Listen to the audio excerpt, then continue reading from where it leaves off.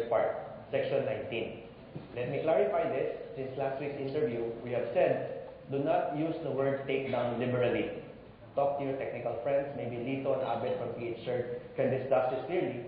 Take down, restricting, blocking are two different entities, very, very separate.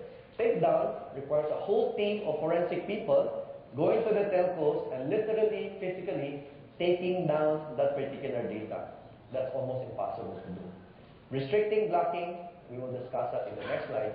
But the basic framework is, it's not the take-down provision. Everyone says take down, take down. Even the Supreme Court says take down, take down. But we need to exercise rigor because this is one slide that has a technical dimension because of the nature of cybercrime. Okay? So far, let's leave it at that because the easiest way to understand Section 19, I'll give you a very quick tip, is because here, you just have to move it 3 sections up. Instead of Section 19, put it after Section 15, which is in the original formulation.